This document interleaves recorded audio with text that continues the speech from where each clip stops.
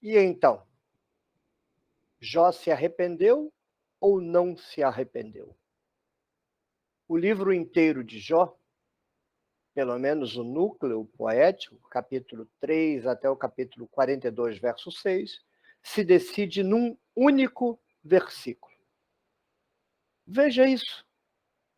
Todo o sentido do capítulo 3 até o capítulo 42, verso 6, se decide indiscutivelmente em como vai ser traduzido o versículo 6 do capítulo 42. Se você está chegando aqui porque assistiu ao vídeo anterior sobre Jó, ok, essa é uma sequência natural daquele vídeo e vai aprofundar a questão com a qual aquele vídeo foi terminado. Então, o que lá está em embrião, aqui será desenvolvido e discutido e aprofundado. Mas se você não assistiu ao vídeo anterior, conviria assistir. Paralisa esse vídeo, interrompe, assiste ao vídeo anterior e depois volta aqui. Caso você não queira, uma breve explicação. Esses dois vídeos, o vídeo anterior e esse, são vídeos de caráter introdutório. Nós estamos tentando resolver as questões da introdução ao livro de Jó. E, nesse momento, quem é que escreveu o livro de Jó? A discussão na literatura caminha por determinar se é um autor que escreveu todo o livro ou se foram dois autores. Há outras mãos que acrescentam mais um amigo à história, mas, grosso modo, seriam dois autores, um que teria escrito o prólogo e o epílogo e o outro o núcleo poético, ou um autor escreveu tudo. A literatura tende a trabalhar com dois autores, e eu problematizei no vídeo anterior que, considerando a literatura sem exceção, que Jó se arrepende, fazendo disso o núcleo ser conservador, teologicamente conservador, e considerando que o prólogo e o epílogo são igualmente conservadores, escolher que são dois autores é um preciosismo sem muita fundamentação, porque o mesmo autor poderia ter escrito as duas histórias de uma única mão, porque, afinal de contas, é uma única história. Jó sofre, Jó reclama, Jó se arrepende, Jó é premiado. Mas e se Jó não se arrepende? Se Jó não se arrepende, não dá para dizer isso, porque Jó sofre, Jó reclama, Jó não se arrepende e Jó é premiado? Não faz nenhum sentido. Então, a única razão objetiva para se postular a autoria dupla, uma pessoa escreveu o prólogo e o epílogo e outra pessoa escreveu o núcleo, é se o núcleo é crítico e não conservador. E, na minha opinião, sim, ele é crítico, absolutamente crítico, iconoclastamente crítico. O objetivo desse vídeo, então, é aprofundar isso e tirar os desdobramentos para a introdução ao livro de Jó. Quero recomendar a você que você leia dois artigos que eu publiquei numa revista brasileira especializada em tradução da Bíblia. Na verdade, especializada em tradução, não de tradução da Bíblia. Eu é que escrevi dois artigos sobre tradução da Bíblia e exatamente sobre Jó. Eu vou mostrar para você os dois artigos, porque se você se interessar pelo conteúdo do vídeo, valeria a pena você ler os dois artigos, está bem? Vou projetar aqui na tela só para você visualizar. Os artigos estão aí, no rodapé do vídeo, nas informações do vídeo. O primeiro é esse aqui. Estremeço de pena pelo barro mortal, Jack Miles e uma introdução ao livro de Jó. Ele foi publicado na revista Teoliterária. Recomendo a leitura desse artigo. E na revista especializada em tradução, eu escrevi um artigo discutindo justamente a tradução de Jó 42:6, está aqui, e se Jó não se arrependeu. Ele foi publicado na Cadernos de Tradução, que é uma revista especializada em tradução. Os dois artigos estão no site ResearchGate, onde estão os meus artigos. Há 78 artigos lá, você pode consultá-los. Muito bem. Esse é o texto hebraico de Jó 42:6. É uma perfeita dor de cabeça. A tradução clássica vai variar um pouquinho, mas grosso modo seria assim: por isso eu me retrato, ou seja, eu volto atrás, eu mudo o meu discurso, a minha fala, e me penitencio no pó e na cinza. Ou eu me arrependo no pó e na cinza. Então, segundo esse versículo, Jó desdiria o que havia dito, abandona o que tinha dito, e ele então se declara arrependido. Ele não apenas se retrata do que havia dito, mas se arrepende porque disse o que havia dito. Nesse sentido, do capítulo 3 até o capítulo 37, ou seja, 90% do conteúdo do livro é para você jogar na lata do lixo que não serve para nada. É assim que tem que ser interpretado o livro de Jó, já que no último versículo, Jó se arrepende. Então, o que você lê no capítulo 3 é tolice, no capítulo 4 é tolice, no capítulo 5 é tolice, no capítulo 6 é tolice, etc, etc. Inutilidade completa, porque Jó vai dizer que ele se retrata de ter dito aquilo. Era melhor não ter dito aquilo. Então, para que o escritor fez a gente ler do capítulo 3 ao 37? Conte nos dedos. 3, 4, 5, 6, 7, 8, 9, 10, 11, 12, 13, 14, 15, 16, 17, 18, 19, 20, 21, 22. O escritor fez uma brincadeira com a gente. Ele gastou capítulos inteiros, imensos, são capítulos grandes, escrevendo tolice, já que Jó vai se retratar. O escritor não usou Jó para expor os seus argumentos teológicos, ele só escreveu nonsense, besteira, poeira, inutilidade? Não faz sentido. Que escritor faz isso? Qual é a alternativa? A alternativa é sugerida pelo Jack Miles, um crítico literário dos Estados Unidos, que escreveu Deus, uma biografia.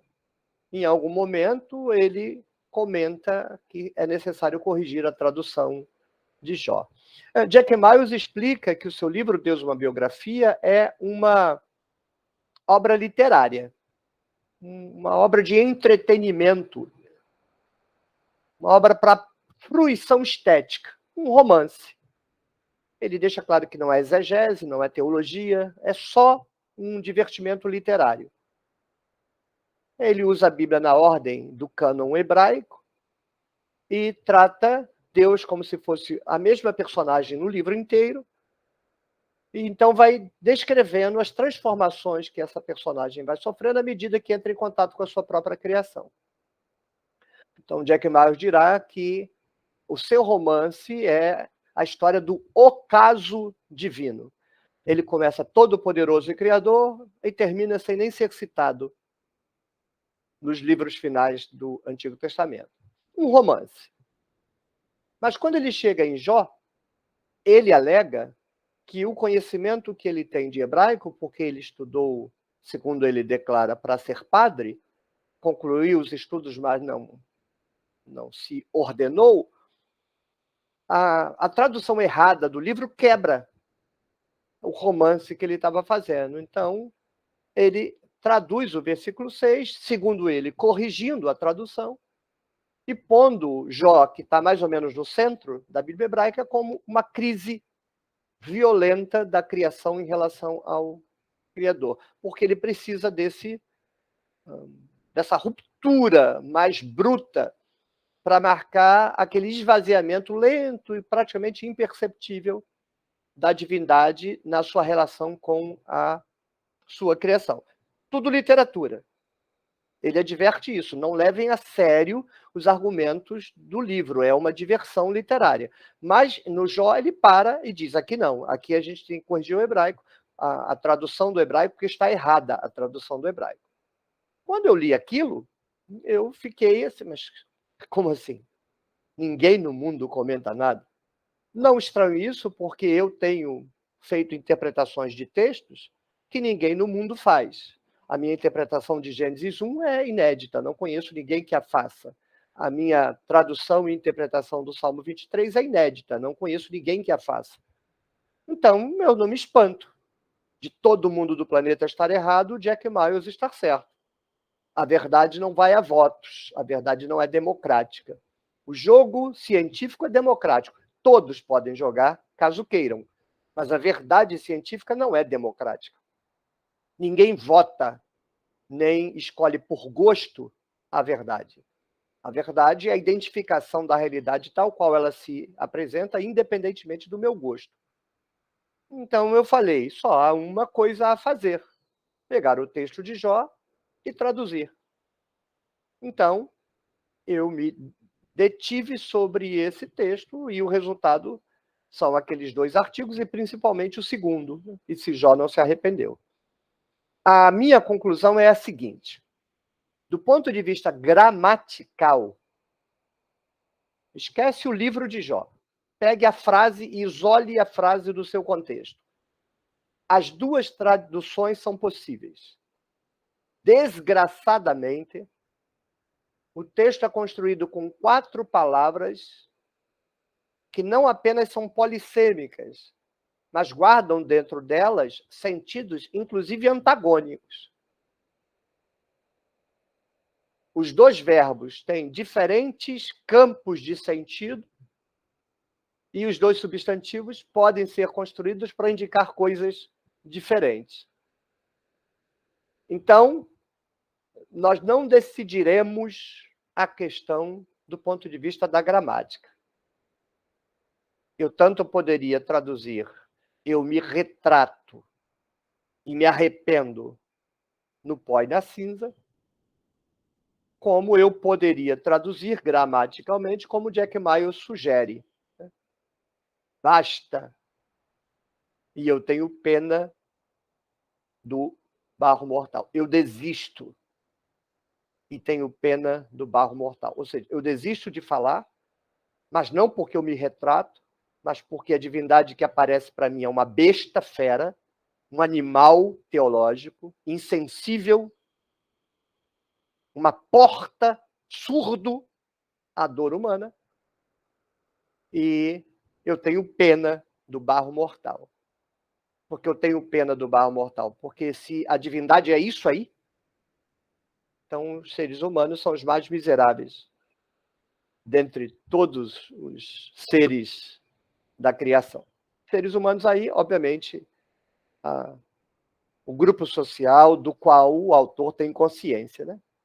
A Bíblia não tem consciência de que existe a China, a América, a Austrália. Então, qualquer generalização para o gênero humano é alegoria secularizada ou alegoria crente mesmo, né? E essa expressão pó e cinza, eu me arrependo no pó e na cinza, que tem paralelo do uso dessa expressão, afar va'efer, na Bíblia, é também usada como referência às pessoas que moram numa cidade. Quando Abraão, na narrativa de Ló, tenta convencer a Yahvé a não destruir Sodoma e Gomorra, ele disse: se naquela cidade tiver 5 justos, o senhor poupa a cidade? Pouparei. Se tiver um justo, pouparei. Eu ainda insistirei, eu que sou pó e cinza. Ou seja, eu que sou barro, né? Eu que sou essa pessoa humilde, tirada do pó. Uma referência à pessoa humana. Então, Jack Miles, crítico literário, é melhor exegeta do que todos os exegetas que já escreveram sobre o livro de Jó, judeus ou cristãos. Jack Miles, palmas, minhas palmas e meu muito, muito, muito obrigado. Eu não sei se quando algum dia eu mesmo fizesse a tradução de Jó, eu me depararia com isso. Não há como saber. O fato concreto é: eu devo a você, o planeta deve a você, a advertência sobre a possibilidade da tradução do texto. Mas Jack Miles para aí e não avança. E aí eu sou obrigado a dizer que Jack Miles propõe uma tradução alternativa que não interdita a tradução anterior. As duas traduções são possíveis. Então, como resolver isso? Essa questão da tradução possível é muito comum na Bíblia. O mais comum é Gênesis 1, 2. Ruach Elohim. Isola a frase do seu contexto. Tira Ruach Elohim do texto de Gênesis 1, 2. Coloque num quadro, numa aula de hebraico. Peça alunos para traduzirem. Um traduzirá Espírito de Deus ou Espírito de Elohim. Outro poderá traduzir vento de Deus. E outro poderá traduzir sopro de Deus. Eu sou o professor desses alunos. Que nota eu daria para cada um? Daria 10. Todos traduziram corretos. Por quê? Porque eu isolei a frase do contexto. Isolada do contexto, a polissemia pulsa.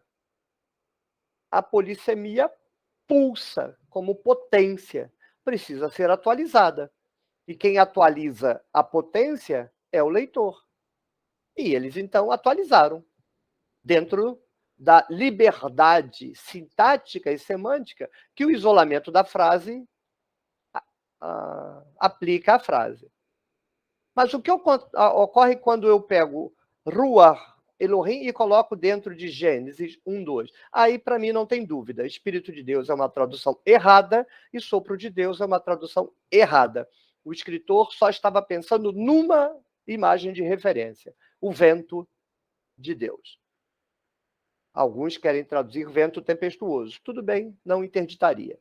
Mas esse vento tempestuoso é o vento de Deus. E esse vento de Deus não é o vento que vai criar. É o vento que Yahvé usou para destruir Jerusalém. Mas, para isso, você precisa assistir a série de Gênesis 1. Eu não vou discutir isso aqui. Então, não adianta uma atitude pós-moderna, blasé. Qualquer tradução é boa. Isso é ridículo. Não existe isso de que qualquer tradução é boa. Só presta a tradução que espelha exatamente o que o escritor pretendeu dizer. O resto só serve para gerar confusão, engano, erro, como é o caso, me parece, de tudo o que tem sido pensado e dito sobre Jó até hoje. Então, nós precisamos determinar a correta tradução pondo no contexto. É o livro de Jó quem vai determinar, não o versículo sozinho. E nós temos uma situação que demonstra que exegese não é para criança, para quinta série. Exegese é para gente grande. Porque eu comecei o vídeo dizendo que o livro inteiro de Jó, o núcleo, capítulo 3 até 42, 6, se define pelo versículo 6. Isso é verdade. Me diga como você traduz Jó 42, 6, e você não precisa me falar mais nada sobre o que você acha de Jó. Eu já sei. Mas para você traduzir Jó 42, 6, você precisa compreender a história como um todo. É um ciclo vicioso. Um ciclo retroalimentado. Eu lembro aqui da descrição que o Edgar Morin faz dos textos na sua obra O Método. É um tecido em que o sentido geral da trama tecida depende do sentido de cada palavra. Mas o sentido de cada palavra é determinada pelo sentido da narrativa como um todo. É um círculo retroalimentado, retroativo, recursivo. Obrigado, Edgar Morin, pela sua dose de lucidez. Então, precisamos recuperar o vídeo anterior. Faz sentido que o escritor tenha feito Jó gritar, reclamar, protestar inocência no capítulo 3, 4, 5, 6, 7, 8, 9, 10, 11, 12, 13, 14, 15, 16, 17, 18, 19, 20. 21, 22, 23, 24, 25, 26, 27, 28, 29, 30. 31, 32, 33, 34, 35, 36, 37. Para aí aparecer aquela besta divina. Eu sou todo-poderoso, você é um verme, cala a boca, seu imbecil. Eu sou todo-poderoso, você é uma sanguessuga, cala a boca, idiota. E aí, depois de todo esse circo teológico, Jó se arrepende? Ou não é nada disso? Jó protesta porque ele, tolo, acreditava num Deus a que ele pudesse recorrer, diante do qual ele pudesse protestar inocência, que pudesse julgar com justiça a sua causa. E por isso ele brada. E então o narrador, porque Jó não existe aí, Jó é uma peça do narrador, é o narrador que está bradando, aí o narrador faz aparecer aquela besta teológica. Elohim na tempestade, Yahvé na tempestade. Uma fera selvagem, debochada da dor de Jó, insensível à dor de Jó. E aí Jó se depara com aquela cena, ele que esperava que a divindade prestasse atenção a ele e ao menos derramasse uma gota de compaixão, mas vem a divindade esmaga a última esperança de Jó. Quem é este que levanta palavras imbecis? Aí Jack Myers diz, todo o capítulo 42, do verso 1 ao 6, é uma resposta irônica. Oh, sou eu. Eu expressei as palavras irônicas. Eu, Jó, este imbecil, disse palavras sem sentido. Falei desse monte de asneira que você ouviu. Mas por que eu falei esse monte de asneira? Porque eu te conhecia de ouvir. Eu achava que você tinha ouvidos para ouvir as suas criaturas. Eu estava enganado. A minha esperança era fútil, debalde, enganada, inútil. Porque agora que eu, de fato, descobri quem você é, eu desisto. Não grito mais. E eu tenho pena do barro mortal. Jack Myers.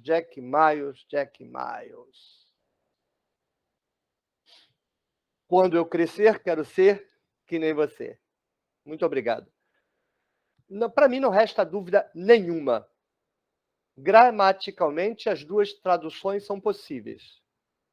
Dentro do contexto do livro, a tradução tradicional de todos os tradutores e exegetas do planeta, desde que o livro de Jó foi feito, está errada. A nossa compreensão do livro de Jó está totalmente e integralmente errada. Quando eu falo o livro de Jó, é o núcleo poético, não o prólogo e o epílogo. Ali nós lemos muito bem. Ali nós estamos em casa. Mas no núcleo poético, só aquele par de olhos de Jack Myers enxergou. Espero contribuir com Jack Myers no sentido de dar consistência ao olhar dele, porque no modo em como ele deixou a discussão, falta consistência. Não se pode optar pela tradução por uma questão de gosto ou porque você está escrevendo um romance. A tradução tem que ser inspirada na parte, Jack Myers está correto, 42.6 permite a tradução de Jó, e no todo. Aí não é que a tradução de Jó 42.6 seja permitida pelo todo. Não, o todo exige, por uma questão de coerência, de coesão, de lógica narrativa, que Jack Myers esteja certo. Então, eu fecho questão. Jó não se arrependeu. O livro de Jó é um livro crítico, uma crítica a determinada teologia. Dito isso, precisamos dar 2 passos. Um passo em relação ao assunto que nos trouxe até aqui. Foi uma pessoa ou foram duas que escreveram o livro de Jó? E outro passo no sentido de que, por que o livro de Jó foi escrito? E depois teremos que fazer outro vídeo, porque discutiremos em detalhe o expediente usado no prólogo e no epílogo para o sofrimento de Jó. Ou seja, o adversário. Muito bem. Vamos então para a primeira questão. Fecho questão. O livro de Jó, e agora eu me refiro a Jó como um todo, não foi escrito por uma única pessoa.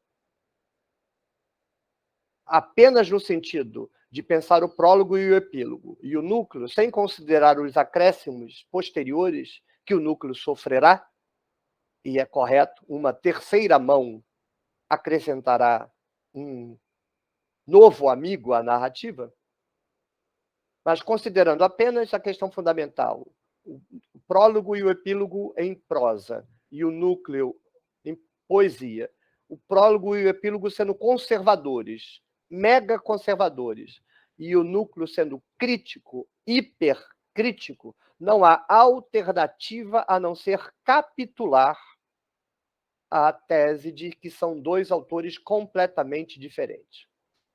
Então, eu fecho com aqueles especialistas, a maioria, inclusive hoje, que assumem que são dois autores. Mas eu sou obrigado a discordar categoricamente deles. Porque eles dirão que, sendo dois autores, alguém escreveu o prólogo e o epílogo, era uma história pequenininha, e uma segunda pessoa inseriu ali, décadas depois, o núcleo poético. Por que eles dizem isso? Porque é tudo conservador, faz diferença nenhuma. Então eles pensam num cachorro quente, né? Alguém faz o pão, pega o pão na mão e vai metendo a salsicha, a ervilha, o ketchup, a mostarda, bota bacon, bota aí um ovo de codorna, batata frita, vai enchendo. Ou seja, faz diferença um autor, dois autores, não faz diferença nenhuma, porque é tudo a mesma meleca, o livro de Jó. É tudo a mesma gosma conservadora. Então, é só para você dizer que escreveu um capítulo. Mas qual a diferença? Se tivesse sido um autor, mudaria o quê? Nada. Se você inverter, muda nada, porque é a mesma história do começo ao fim. Mas não é a mesma história do começo ao fim. O núcleo agora é crítico. Faz sentido você pegar uma mensagem conservadora e acrescentar um texto crítico a ela? É assim que as coisas funcionam na vida real? Não. Na vida real, funciona assim. Você escreve um texto. O poder censura o seu texto. Toda censura é um ato de poder. Toda. Sem nenhuma exceção. Então, o poder censura o texto. Quando ela pode, ela simplesmente queima os livros, como a igreja fez muitas vezes. Proíbe os livros. Eu conheço um caso de um seminário protestante em que, na tentativa de aumentar a quantidade de livros atualizados da sua biblioteca, porque o seminário não tinha recursos, uma biblioteca muito grande, uma das maiores bibliotecas de seminários evangélicos do Brasil, mas muito antigos os livros, doados pelos norte-americanos. Livros muito bons, muito bons. Eu folheei cada livro do Antigo Testamento naquela biblioteca. Horas e horas sentado no chão. E então, a direção daquele seminário entrou em contato com editoras boas, Paulinas, Loyola, Vozes, e negociou a construção de um mural, né, uma estante assim, no hall de entrada. Então a editora faria propaganda dos seus livros ali, ficaria um mês em exposição, os seus lançamentos, e depois disso esses livros seriam doados para a biblioteca. Muito bem. Um dos chefes dessa denominação evangélica passou lá e olhou os livros da Paulinas, da Loyola, da Vozes, da Sinodal, editoras que produzem livros no campo bíblico que vale a pena ser lido. Eu não recomendo editora evangélica. Recomendo a Vozes, Loyola, essas editoras eu recomendo. As evangélicas eu não recomendo, não. E aí ele mandou tirar tudo e jogar fora. Isso acontece. A censura é um ato de poder e geralmente de pessoas com cabeça tacanha, né?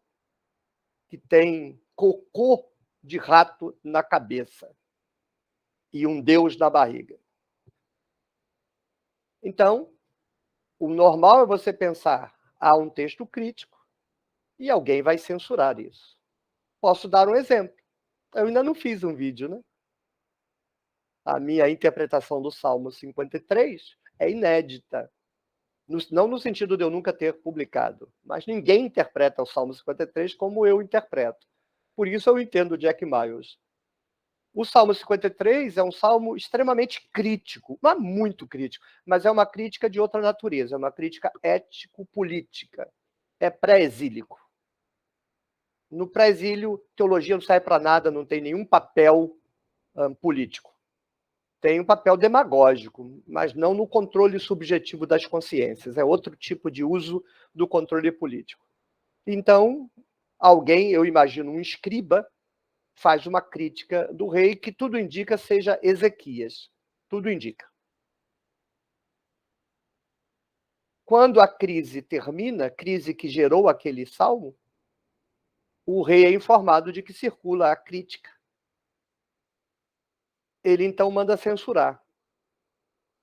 Não consegue censurar, então o que ele faz? Ele manda reescrever o Salmo 53, pegar o versículo em que ele é chamado de rei cagão, rei cagão, covarde, e manda censurar, reescrever. E esse salmo sobreviveu, é o Salmo 14. Você tem o Salmo original e o Salmo 14. O Alonso Schockel diz que o original é o 14, não é não, Alonso Schockel. Eu tenho o teu dicionário aqui, tá? Amo você, Alonso Schockel, seu dicionário, melhor dicionário de hebraico bíblico do Brasil. Alonso Schockel, dicionário hebraico-português, mas o que você diz do Salmo 53 e 14 está errado. O original não é o 14. Inclusive, Alonso Schockel, você escreveu um livro de hermenêutica dizendo que os textos mais confusos são os originais. Consulte, por favor, o penúltimo verso do Salmo 53 e depois o último verso do Salmo 14, o penúltimo, e me diga qual é o mais confuso. O 53. Então, apesar de adorar o seu trabalho enquanto um dicionarista, ainda que o verbo bará do seu dicionário esteja errado, mas o seu e o de todo mundo, então não vem ao caso. Mas não é verdade que o Salmo 14 é o primeiro e o 53 é uma nova versão. Não. O 53 é o original e o 14 é a versão censurada do rei. Não é mais o rei cagão, mas é Deus está na Assembleia dos Pobres. Ou seja, conversa mole para boi dormir. Então, com base nisso, primeiro, você tem um texto crítico. O poder tenta destruir esse texto. Não consegue, então coopta, que é o que aconteceu com o Salmo 53, já que não dá para fazer o povo parar de cantar o Salmo, vamos alterar uma versão que, com o tempo, a versão nova será cantada. Para mim, primeiro foi produzido o núcleo crítico. Crítico. Muito, muito crítico. Mais tarde, com uma tentativa de silenciar a crítica, muito bem sucedida, inclusive. O prólogo conservador e o epílogo conservador são presos como moldura na entrada e na saída, ou seja, no topo do rolo e no final do rolo, é a primeira coisa que você lê. Com isso, você consegue anular o efeito crítico. E eu acho que a anulação do efeito crítico é tão profunda que, quando vai ser traduzido para a Septuaginta, as duas possibilidades, a ambiguidade conservadora e crítica que está no texto hebraico, eu me retrato e me arrependo no pó e na cinza, ou eu desisto e tenho pena do barro mortal, o tradutor grego, já com a interpretação domesticada na sua mente, faz a interpretação conservadora. E no texto grego desaparece a ambiguidade. No texto latim, na Vulgata, não tem mais ambiguidade. A ambiguidade só está no texto em hebraico. Então, para mim, aposto os meus 2 braços que Jó é um texto crítico e as 2 pernas de que primeiro foi escrito o texto crítico e depois o Templo de Jerusalém tentou, muito bem sucedidamente, dissolver o caráter crítico da narrativa. Não precisou adulterar o verso. Bastou domesticá-lo dentro de uma moldura de teologia da retribuição, teologia da prosperidade. Vou encerrar o vídeo preparando o próximo vídeo com a questão por que o livro foi escrito. Bem, você só pode tirar essa explicação do próprio livro, sem viagens. Sem viagens. Há 2 questões que não são apresentadas no texto. Primeiro, ninguém levantou a hipótese de que o sofrimento de Jó poderia ser vicário. O Jó do prólogo conhece sacrifício vicário. Ele mata um bicho porque a família pode ter cometido um pecado, então ele sacrifica um bicho em memória do possível pecado de alguém. Por que um amigo de Jó disse para Jó, você está sofrendo porque Deus castiga em você, espia em você o pecado de alguém? Por que Jó não foi lido como servo sofredor? Para mim, é um texto de primeira hora. Para mim, Jó é um livro escrito imediatamente, justamente no início da circulação de determinada teologia. E qual teologia? Bem, por que Jó não pode ser justo? Esqueça o prólogo, esqueça o epílogo. É outra história. Estamos tratando de Jó, o Jó original. O Jó do capítulo 3 ao capítulo 42, 6. Por que todos os amigos de Jó o culpam? É a mesma razão pela qual o sofrimento de qualquer fiel em qualquer igreja será interpretado como culpa. Pecado, pecado oculto, não deu dízimo. Aqueles mais progressistas apenas dirão que é mistério. E uma pastoral progressista dirá, diante do sofrimento do outro, chore com ele. Mas a teologia jamais dirá, é culpa de Deus. Jamais dirá. Por isso, o livro de Jó não trabalha com a hipótese de ser culpa de Deus. Porque a culpa de Deus está interditada. Não há referência ao sacrifício substitutivo, porque o livro está sendo escrito assim que os sacerdotes tomam o poder, ou, eventualmente, ainda no período de Zorobabel. Porque não há referência dentro do livro de Jó a uma discussão indiscutível de que se trate de mão sacerdotal. O prólogo e o epílogo é mão sacerdotal. Nem discuto. Mas o núcleo, ele pode ser um núcleo, inclusive, monárquico. Tudo vai depender de quem trouxe para Jerusalém a doutrina de que Elohim só pode ser bom. O problema do livro de Jó,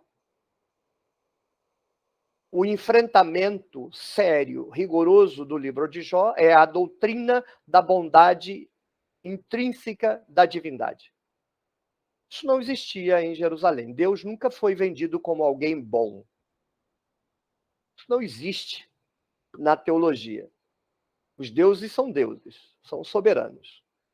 Os deuses egípcios, os babilônicos, os gregos e Yahvé. Leia, abra a sua Bíblia, mal traduzida que seja, e leia lá Isaías 45, 7. Yahvé vai dizer, eu faço a luz e eu crio a treva. Eu faço shalom e eu crio a desgraça. Eu, nenhum outro. Uma vez que Ciro é mencionado no verso 1, já é uma polêmica com o dualismo. O Deus bom, o Deus mau. Mas Judá vai capitular diante da teologia persa. Na verdade, o judaísmo é zoroastrismo. Vou repetir. O judaísmo é zoroastrismo. Os fariseus inteiramente. Chego a duvidar de que haja alguma doutrina na sinagoga que não seja pura doutrina zoroastrina. O Templo de Jerusalém, não.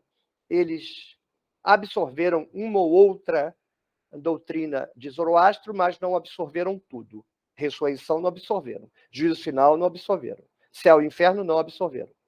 Mas absorveram o fundamental. Yahvé é bom. O que vai gerar amanhã a noção, a necessidade de um diabo. Mas essa não é a questão do livro de Jó. O Satã, o adversário, aparece no prólogo, mas dentro do livro não tem Satã nenhum. A questão é, Jó tem que ser culpado. Por que Jó tem que ser culpado? Porque se ele não for culpado, a culpa é de Deus. Não tem a quem culpar.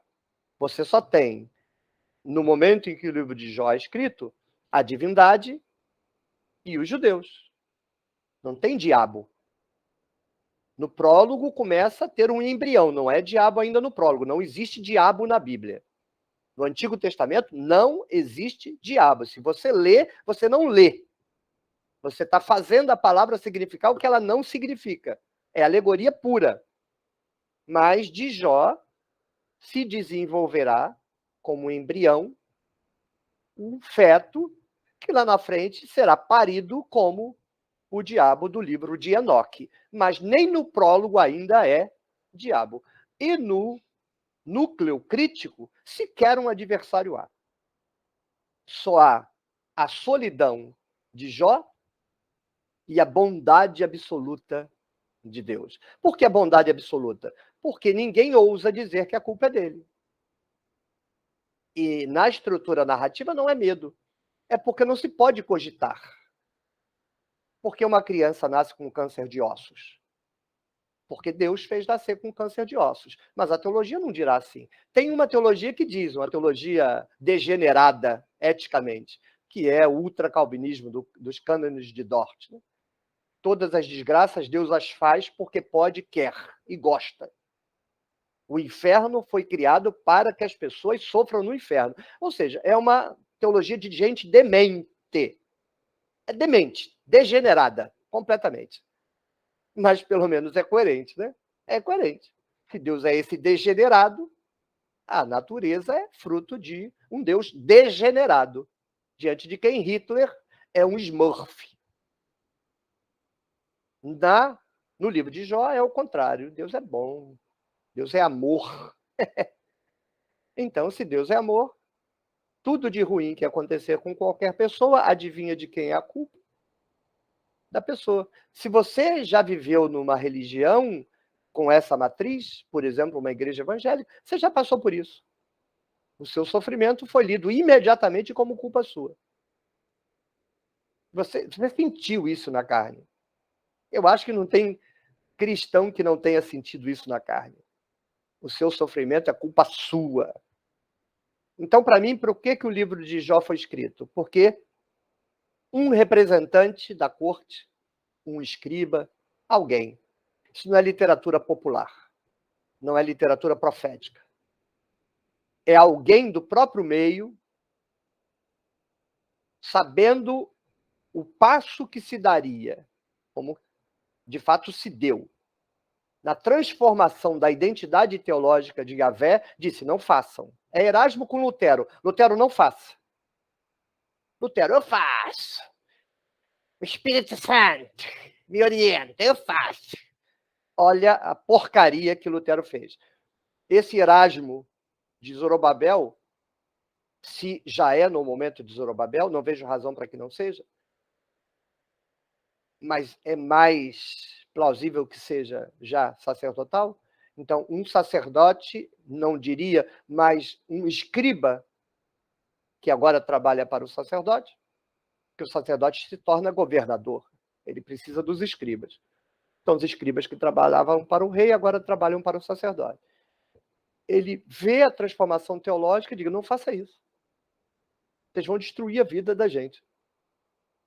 Hoje, quando uma coisa ruim acontece, a gente não soma a desgraça que a gente está experimentando com outra desgraça. Essa desgraça é culpa minha. Não. A gente assume que as desgraças acontecem na nossa vida porque Deus acordou de ovo virado. É soberania dele. É assim que a vida é e não há nada que a gente possa fazer. Agora não, vocês vão dizer que Deus é bom. Então, tudo de ruim que acontecer com a gente só vai ter uma explicação possível. A culpa é nossa. E esse argumento é desenhado no livro de Jó. Ele sofre em pústulas, vem o amigo dele, a culpa é sua. Aí ele protesta a inocência. Aí vem outro amigo e dá outra explicação para dizer que a culpa é dele. Ele protesta a inocência. Vem o terceiro amigo, aí ele protesta a inocência, mas o cara diz: você é vaidoso, você é arrogante, seja humilde, blá, blá, blá. Sabe essas conversas que você tem que ter um saco de elefante para aturar a conversa ridícula de teologia, que é um mero controle social? Sofra de cabeça baixa, seu infeliz. Está sangrando, dê aleluias.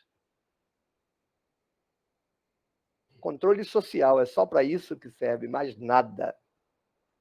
E o sujeito está dizendo: vocês farão da nossa vida uma desgraça. Ele estava certo ou estava errado? Como é a vida de um religioso nesta religião nos últimos 2.500 anos? Cada dor que ele sentiu foi explicado como sendo causado pelo quê mesmo? Ou seja, se você acha que a doutrina de que Deus é bom é boa, é a pior coisa que a humanidade já fez em todos os seus milhares de anos de religião. Não há nada de bom na doutrina de que os deuses são bons. A ideia dos deuses é mito. Os deuses não existem. É mito. Mas a humanidade vive não em função da realidade. A humanidade vive em função da sua crença na realidade. A humanidade acredita nos deuses. Uma coisa é uma pessoa viver acreditando em deuses soberanos, maus e bons. O tipo psicológico dessa pessoa é de um modo. Outra coisa é uma pessoa viver na mesma sociedade, injusta, bruta, violenta, má, na qual ela passa a maior parte do tempo em dores, numa sociedade que tem um mito em que Deus é amor. Quando ela não se sentir desamada por conta de sua vida miserável, porque quem ama, cuida. E ela não se sente cuidada, então não se sente amada.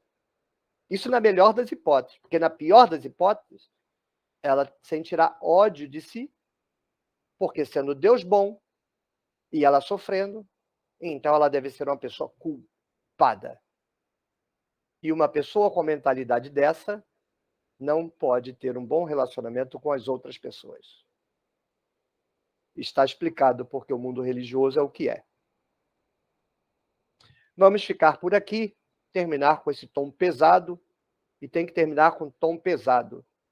Quem passar água com açúcar sobre esse vídeo, eu invoco que Azazel dê chifradas nas partes pudendas até que os testículos saiam pelos olhos. Não é para passar água com açúcar neste vídeo, é para ele doer até a próstata, para ver se a gente toma vergonha na cara. Até o próximo vídeo.